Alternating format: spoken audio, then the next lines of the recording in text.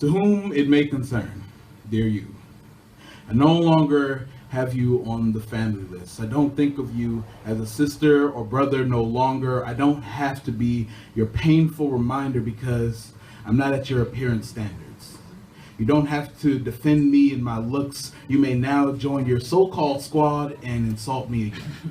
I'm no longer going to be a scar to your so-called beauty. Your jokes can be saved since this vessel won't be present.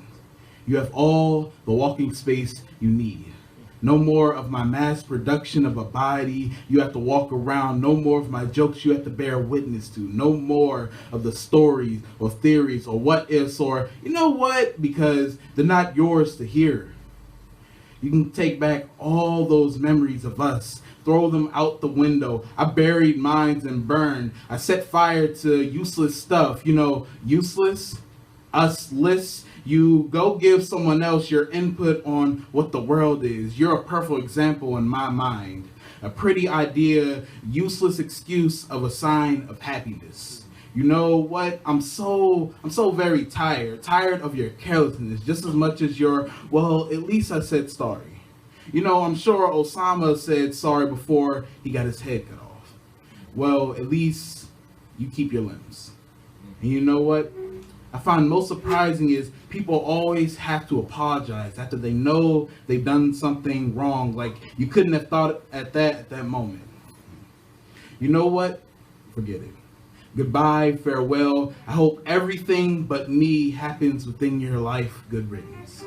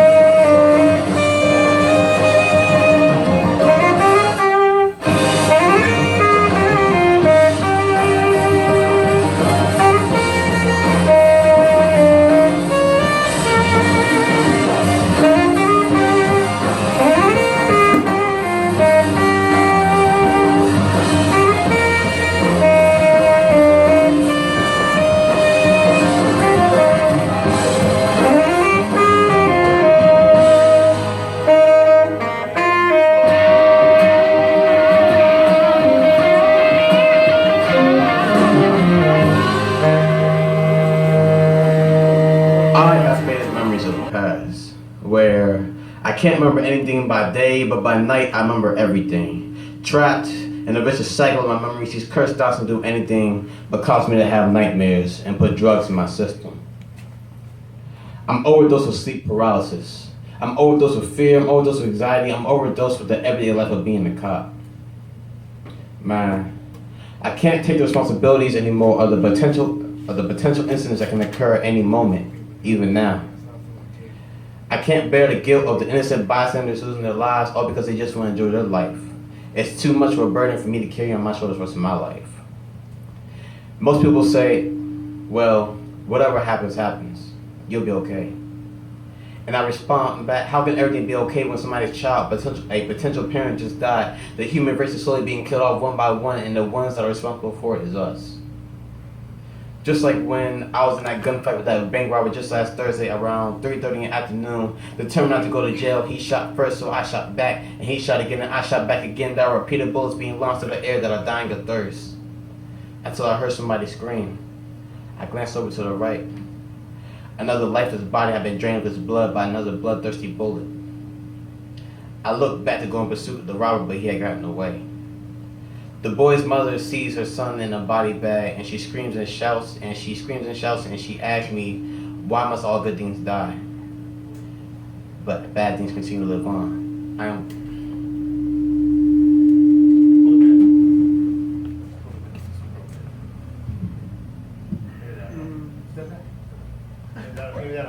Okay. Yeah. Yeah. And she screams and shouts, and she asks me why. Why must all good things die, but bad things continue to live on? I am dying from guilt and despair. You see, police go through police brutality too. Police kill black boy kills police. Police department decides to do investigation, which leads to open media.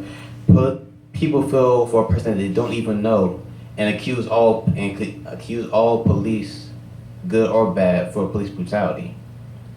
Sooner or later, the police officer's family disowns their own flesh and blood, so the officer gets tired of it and kills himself. It is an endless cycle that we as protectors go through. I'm glad I'm able to tell you my story, though. I just wish I can remember the story when I wake up. But when I wake up, my life, my memories, my story itself won't be none but faded memories. I just want to say that I'm sorry to all those. Let's call this close to heaven.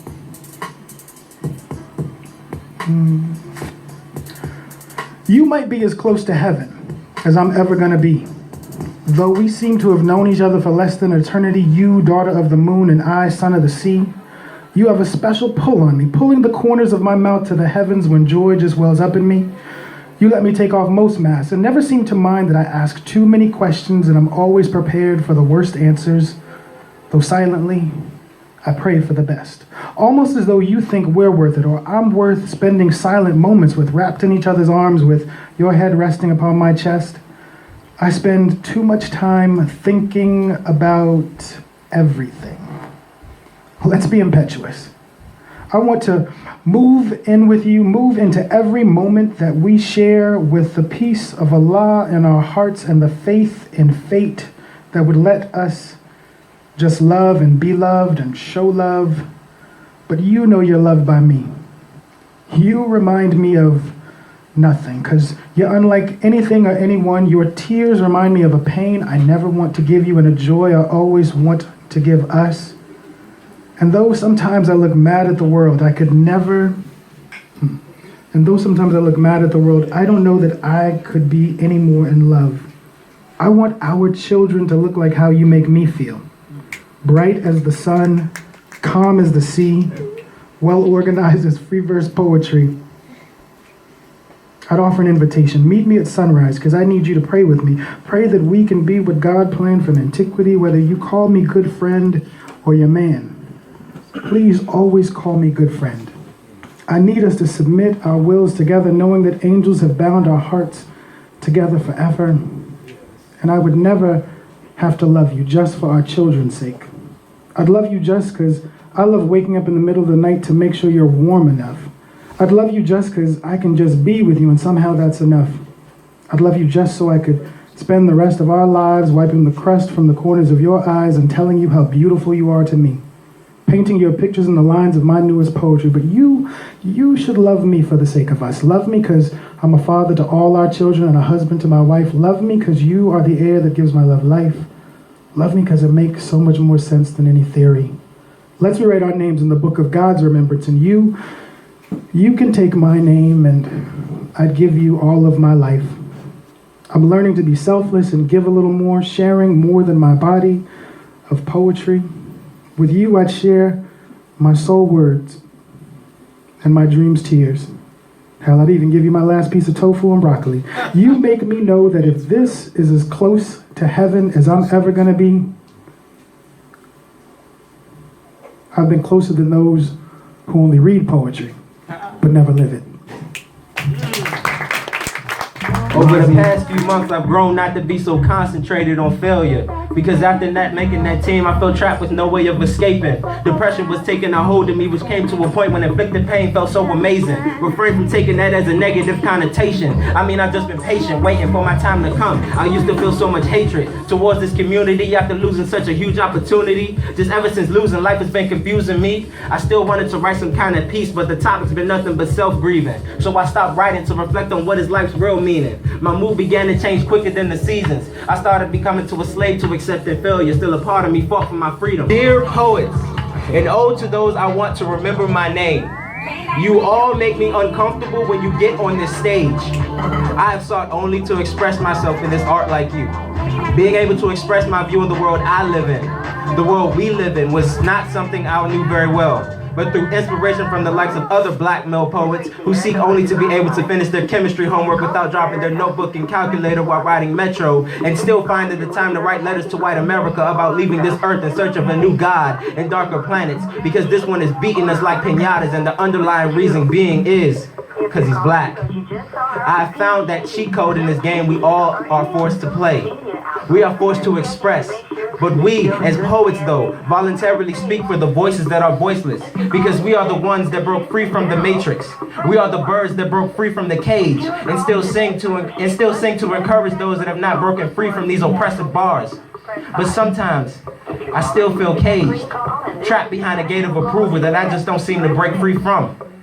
I want your respect. I want my name remembered, because when I think of why I'm here today, it is because of you. You have my respect when you get on this stage. Your names are remembered when you get on this stage. Kosi Dunn, Denez Smith, Pages Matam, Javon Johnson, the list goes on. Through following the yellow brick road your poetry has directed me to, I realize that I am strong, black, and proud to be. Not finishing any of my chemistry homework, even though I do spend a lot of time on Metro with a notebook and a calculator that just so happens to be on my iPhone, if I might add, but still strong, and writing for those that ask questions but are unheard so they never get answers. Thank you.